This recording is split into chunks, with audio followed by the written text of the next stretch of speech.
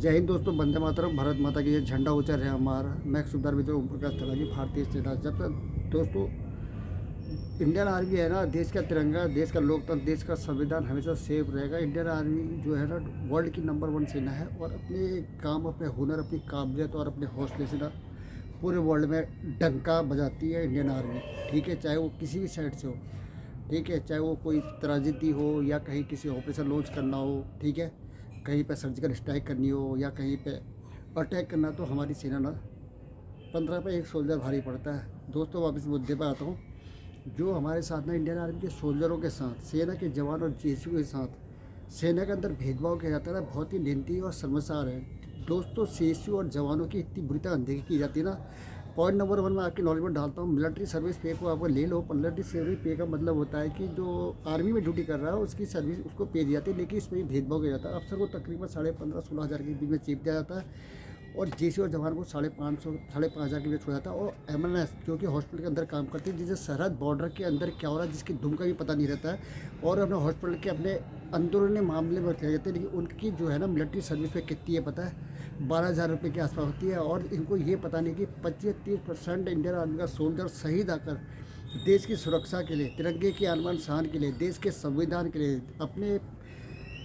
अपनी देश की जनता के लिए ना सीने पे गोली खाता है और शहीद होके वापस आता है तिरंगे पर लिपट के। ठीक है, लेकिन इन लोगों से मतलब नहीं है, कोई अहमियत ये लोग नहीं देते हैं।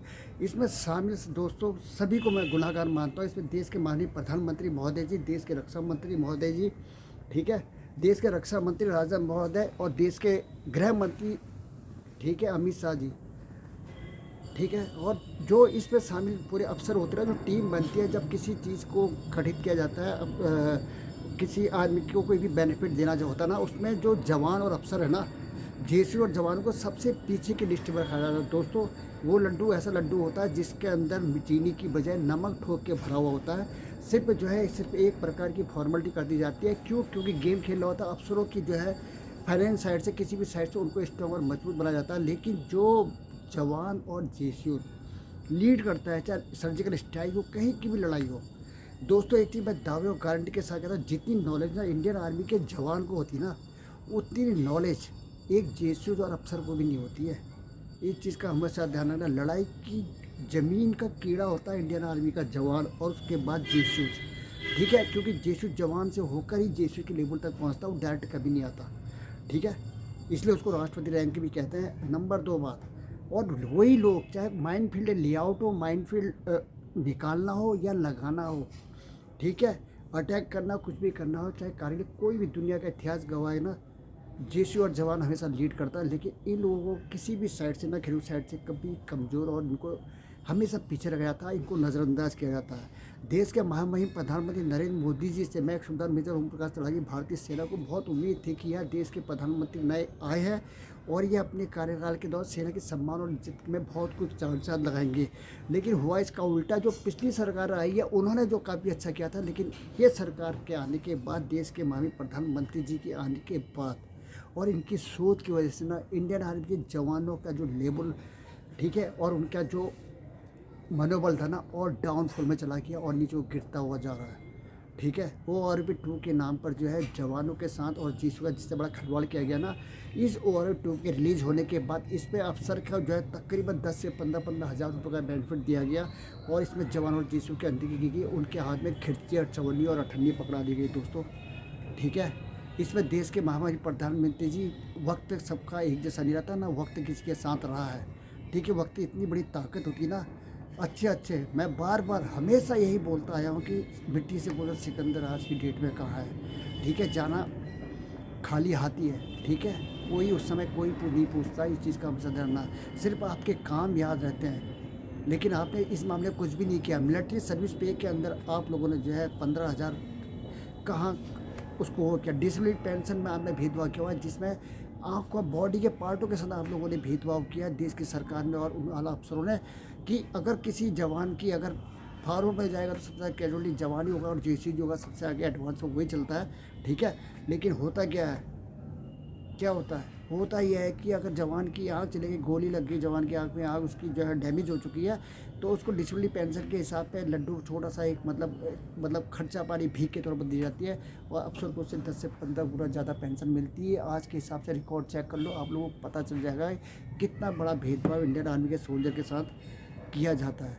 ठीक है, और आज की डेट में क्या अभी से चला आ रहा है, जिसको ख़त्म करने की बहुत बड़ी पहल चलाई गई, लेकिन इसमें कोई, क्योंकि जो देश के जो सरकार है ना, वो खुद अफसरों के साथ चिपकी पड़ी रहती है, जबकि हज़ारों बार बता दिया गया है कि एक जवान को तैयार करने में लाखों रुपया खर्चा होता है, वो देश की जनता का पैसा होता है। ठीक है, एक जवान को 9 महीने ट्रेन करने के बाद जिस तरह से उसको फाइटर बनाया जाता है, लड़ाकू बनाया जाता है, तो उसके लिए जो है लाखों रुपया खर्च देश की जनता से जो टैक्स लिया जाता है उसकी होता है। लेकिन होता क्या है, उसमें से 10% जवान जो है अफसरों के वहाँ जो है कुत्ता घुमाने के लिए, झाड़ू पोछा करने के लिए, उसकी गाड़ी साफ़ करने के लिए, उनकी ड्रेस को तैयार करने के लिए इस्तेमाल कर लिए जाते हैं। धीरे धीरे उनको जो पॉलिश किया होता है, 9 महीने का जो लाखों रुपया खर्चा इनकम जो जवान जनता के टैक्स के द्वारा ऊपर लगाया जाता है, वो उस काबिलियत को अपना खो बैठता है इंडियन आर्मी का सोल्जर, या काबिलियत खोने की वजह से जो है फिर वो मेन टास्क में जाने से डरता है, और उसको मेन टास्क में डालना भी खतरे से खाली नहीं है, क्योंकि और जवानों के लिए भी बहुत बड़ा सिरदर्द और खतरा बनता है। लेकिन एक अफसर जितना बड़े लेवल का रैंक अफसर होगा, उतने ज़्यादा जवान वहाँ पे काम पे होंगे। ये एक ओहदे और एक दिखावे का सबसे बड़ा सिंबल बन चुका है सेना के अंदर, कि जितना बड़ा कमांडर, जितना बड़ा अफसर, उतने ज़्यादा सहायक उनके साथ रहते हैं। आपको यकीन नहीं होगा, तकरीबन ना नॉर्मल अगर रैंक का होता ज़्यादा हो तो 25-25, 30-30 लोग की जो सोल्जर जो है वहाँ काम करते हैं, और इसी काम में रह जाते हैं। वो घास निकालना, गाड़ी को साफ़ करना, बाज़ार से सामान लाना, फलाना करना, मैम साहब के साथ घूमना, मैम की हेल्प करना, पार्टी में लोगों को खाना खिलाना, पार्टी में लोगों की मैम सब लोगों की सेवादारी करना, ये बहुत शर्मसार घटना है। ठीक है, और उसके बाद ORB-2 के नाम पर जो है सेना के साथ जिस तरीके से अन्याय किया गया है, उनके हाथ में कुछ भी नहीं आया दोस्तों, जबकि ORB-2 का मकसद यही था कि जवानों को कुछ मिले, लेकिन जवानों को कुछ नहीं मिलता। इतिहास गवाह है, पे कमीशन है, कुछ भी है ना, ये जो कमांड और कंट्रोल है ना, अफसर और गवर्नमेंट के बीच का होता है दोस्तों। यहाँ पर राजनीति की बात नहीं हो रही, सेना के जवान के भविष्य की बात हो रही है। सेना का एक जवान जो है पूरी मेहनत सिद्ध एक नॉर्मल परिवार से आता है दोस्तों, और वहाँ जाके बॉर्डर में आके अपने सर में सीट या ड्यूटी के जब वो रिटर्न वापस आता है, उसको डिसेबिलिटी पेंशन के नाम पे शून्य मिलता है।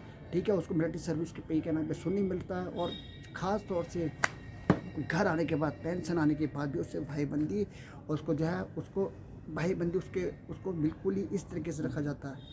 ये बहुत शर्मसार घंटा है। ठीक है, इंडियन आर्मी का सोल्जर अपना 16-17 साल सेना के जवान अपनी ड्यूटी करने के बाद जब वापस आता है ना, तो उसके बाद उसको ना जॉब मिलता ना कुछ मिलता है। लेकिन हमारे देश के जो नेता गणमान्य नेता है, जिनकी इतनी बड़ी तौल निकल गई, जिनकी लाखों रुपए पेंशन वो दुनिया भर का ले रहे हैं, डकार रहे हैं, जितनी बार सांसद बताए उतनी बार पेंशन लेते हैं वो, लेकिन इन लोगों का कर्व से सीना चौड़ा होता है जब इंडियन आर्मी का फाइटर, जो कि एक हथियार को सेकेंडों में असेंबल करता है, बड़ी बड़ी गनों को फाइट करता है, मिसाइल चलाता है, वो जाके किसी सरकार प्राइवेट हॉस्पिटल के अंदर गार्ड की नौकरी करता है, वहाँ पर नकली 3 स्टार लगा के वो कर्व से अपना सीना चौड़ा करते हैं वो लोग। मैं तो उन सोल्जरों